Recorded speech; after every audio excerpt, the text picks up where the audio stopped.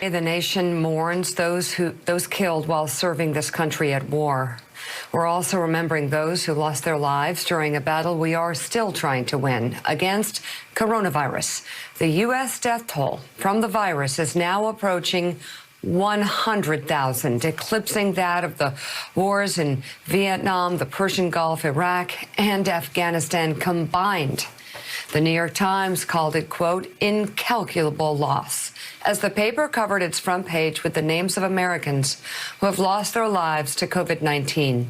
1,000 names printed on the cover and on the inside of the paper, just a fraction, 1% of the deaths so far.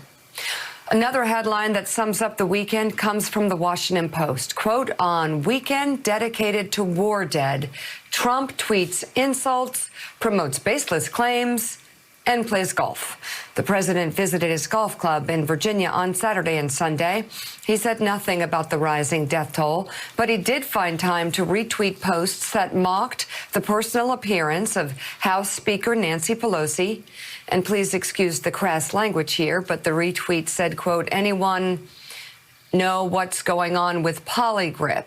I've noticed lately that her face seems glossy and she is sporting a poorly marked second set of eyebrows. A second retweet stated, to protect PolyGrip during this pandemic, we have developed two options.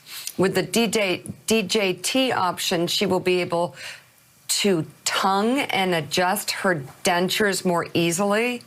Good God, this is the president. With duct tape, she won't be able to drink booze, blah, blah, blah. He also talked about Democratic vice presidential contender Stacey Abrams. The president retweeted, we just got a look at the official portrait for the self-proclaimed governor of Georgia. She fought a tough race, kissed a lot of babies, and visited every buffet restaurant in the state. Joe will be a racist if he doesn't pick her. He retweeted this post on Hillary Clinton, quote, when I see one of those polls that has Malarkey, the racist, up 6 to 8 points everywhere, I'm thinking they must have called the same 1,000 people from 2016 that said HRC, the skank, was up 6 to 8%. Not to mention the two tweets about a disgusting conspiracy theory about Joe. Well, you know, actually, it's actually... Why do we read these? Why do we read these? Because everyone's freaking out about what Joe Biden said. They're doing like 2 to 3 minutes of coverage, extensive coverage. This guy can't go 5 minutes without defaming someone, libeling them, and bullying them, and saying disgusting, cruel things. Like, let's take a moment. If we're going to spend as much time on President Trump's disgusting comments as we do on Joe Biden's, we're going to be on the air for a long time. Well, we'll never get off the air. Yeah. It's endless. Elise Jordan, let me go to you, former Republican. It is remarkable to me that Donald Trump spent this weekend, since Joe Biden's joke, spent this weekend, which he apologized for, because Democrats apologize even for jokes. But since that time, I've had calls from the press. What should Biden do? And I'm like, are you kidding me? Since that time, that offhanded remark, Donald Trump is called a black woman who has dedicated her life to public policy, mocked her for being obese, mocked the appearance of the Speaker of the House, the highest-ranked woman in history, called a former Secretary of State, a former First Lady, and the last nominee for the Democratic Party, a, quote, skank. And Mika said one thing about me that's actually not accurate. It's really about Donald Trump attacking a grieving Florida family, which we don't really want to talk about here. We can talk about all these other tweets, but attacking private citizens and the reputations of people who are no longer here to protect themselves. But that's how he spent Memorial Day weekend.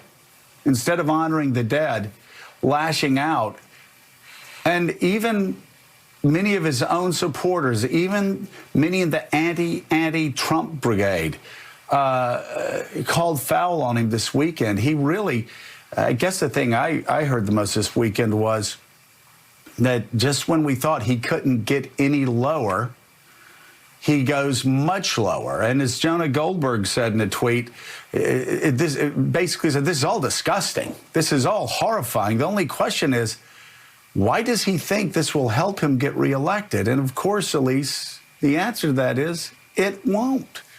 Joe Biden making an offhanded remark that Donald Trump does that every day. And if the media seriously is going to obsess on Joe Biden making an offhanded remark for 4 or 5 days, then you need to obsess on absolutely everything Donald Trump says every single day that is beyond the pale and suggests that the man is unfit for the presidency, unfit to be commander-in-chief. And really, if he had anybody around him that respected the position they held, then they would seriously be considering the 25th Amendment. Tim Carney said this. Jay is right. Talking about Jay Nordlinger, who said that Trump is engaged in is sick beyond belief. All people of goodwill, and even some with less than goodwill, should reckon with it. Tim Carney with the Washington Examiner wrote this. Jay is right. If you had an employee who did what Trump is doing here, you would fire him. If you had a friend who did this, you would stop being his friends. If you had a family member acting like Trump here, you would desperately try to intervene. That's all we're going to say about this, about calling Hillary Clinton the name that he did, about attacking. By the way, Donald Trump attacking somebody for being overweight.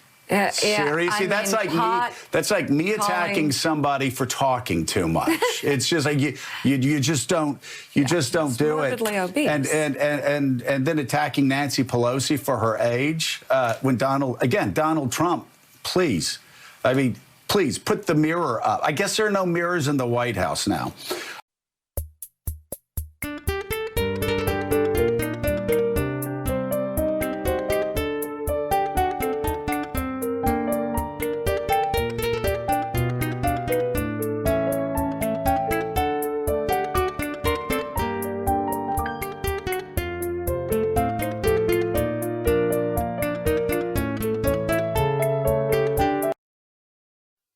My first week in office, I withdrew from the job-wrecking Trans-Pacific Partnership, which would have destroyed the auto industry. I don't know. I never asked you about that, Bill. I mean, I think you agree. Oh, you do? Would you please stand up and just nod that you agree? That's your industry, Bill, would have been destroyed had that deal gone through. And not only yours, by the way, but other countries would have been very happy. So I don't know. I don't know how the hell these unions aren't endorsing Trump instead of the standard Democrat. A Democrat that doesn't even know where he is. Do we know? Doesn't know where he is.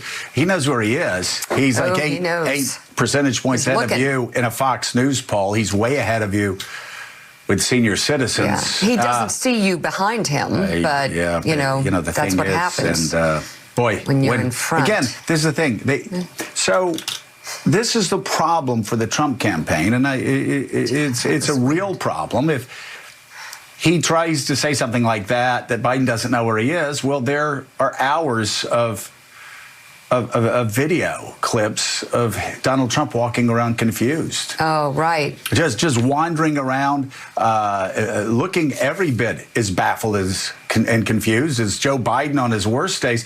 A lot of people see the response to the coronavirus as completely baffling. Well, I mean, the thing is, if you want to talk about the coronavirus, the same time that Donald Trump was saying it was just one person coming in from China, and it would go away, Joe Biden was writing op-eds in the USA Today saying, we are not prepared for this. Donald Trump is not prepared for this pandemic. And he needs to listen to his doctors. He needs to listen to his scientists. He needs to let them speak and help us in this crisis. Donald Trump, even a month later, was saying it's only 11 people, soon it'll be down to 0. We're moving towards 100,000 dead. So we can't really talk about Joe Biden not knowing where he is. And then we're bringing up China here, and there's some people that have said, oh, maybe we're going to say that Biden is too soft on China. here's a guy, and I just saw this tweet. Donald Trump's repeated fulsome praise of Mr. Xi as a, quote, brilliant leader and a, quote, great man came in 2018 and 2019. Of course, in 2020, in January, around the same time Joe Biden was saying we weren't prepared for the coming pandemic, that's when Donald Trump was praising President Xi and saying what a great job he had been doing handling this coronavirus. And the people of the United States thanked him for his, quote, transparency. So again, another problem. They're going to have to find another tact other than the doddering tact, because that goes back at them. They can't attack him on China because that goes back on him. They're going to have to work a little harder, because these polls won't get better if he doesn't figure out a better way to contrast himself with the Democratic candidate, because elections are all about contrast, and he can't contrast on being a doddering guy in his 70s. It doesn't work for Donald Trump. Too many clips out there. And they happen every day. Can't actually use it on China either. We'll talk about not knowing where he is. That, what you just saw, was President Trump during his speech yesterday at a Ford plant in Michigan, slamming the United Auto Workers Union for its endorsement of Joe Biden. Last month, the UAW's board announced its endorsement of the former vice president.